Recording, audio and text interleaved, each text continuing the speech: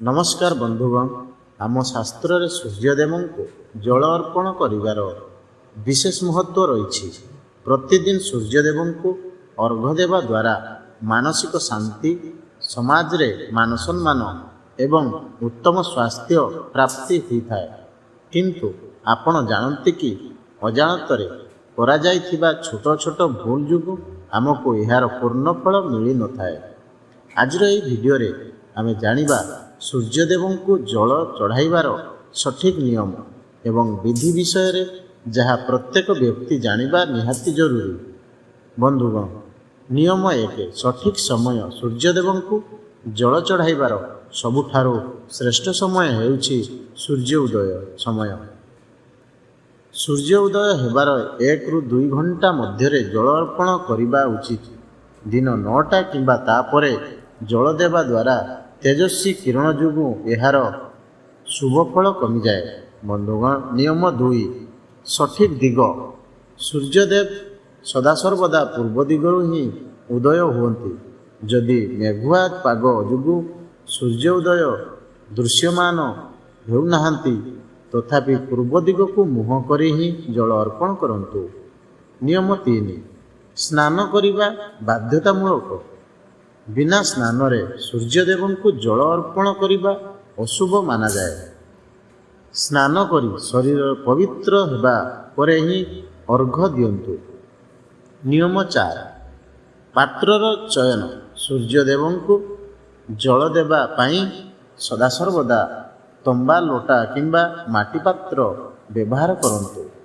अन्य कौनसी धातुर व्यवहार दूरे रुहंतु। नियम 5, जल रे कौन मिसाइबे। बंधुगण, तंबा लोटारे विशुद्ध जल सहित टिकिए सिंदूर बा कुमकुम, नाली फूल एवं किछि अक्षत बा अभंगा चाउल मिसांतु। यह द्वारा सूर्यदेव प्रसन्न होइथांती।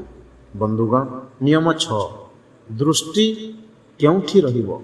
बंधुगण, जल अर्पण करिबा समय रे आपणक नजर लोटारू पड़ुथिबा जलधारा उपरे रहिबा उचित।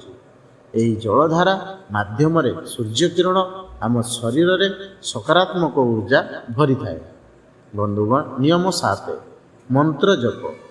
जल देवा समय रे ओम घृणाय सूर्याय नमः किंबा सूर्यदेवंक 12टी नाम जप करंतु। यह द्वारा जल अर्पणर महत्व बहुगुणित होता है। बंधुगण, नियम 8, पादरे जेपरी जल न पड़े। बंधुगण, ध्यान रखंतु, आपण करुथिबा जल जेपरी आपणक पाद उपरे न पड़े एथिपाई टिकिए आगकू नई किंबा कौनसी गछ जेपरिक तुलसी गछ को छाड़ी अन्य गछ मूल जल अर्पण करंतु। बंधुगण, नियम 9, प्राणायाम एवं परिक्रमा। जल देवा परे सेई जल को स्पर्श करी निज मथा एवं आखिरे लगांतु। तापरे निज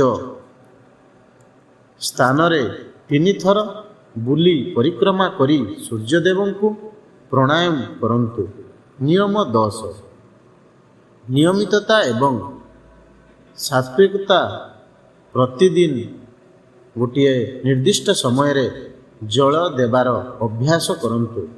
रविवार दिन आदित्य हृदय सूत्र पाठ करंतु एवं आमिष किंबा निशाद्रव्य सेवनरू दूरे रुहंतु। बंधुगण, यदि आपण नियमित भावे एई सठिक विधि रे सूर्यदेव को जल अर्पण करिवे तेबे आपणक कुंडली रे सूर्यदोष दूर हेबो एवं आपणको निश्चय शुभ फल प्राप्त हेबो। यदि आजिर एई तथ्य आपणको भल लागि थाए तेबे वीडियो को लाइक करंतु, निज प्रियजनक सह शेयर करंतु एवं एहिपरि भक्तिपूर्ण वीडियो पाई आम चैनल को सब्सक्राइब निश्चय करंतु। ओम सूर्याय नमः। धन्यवाद।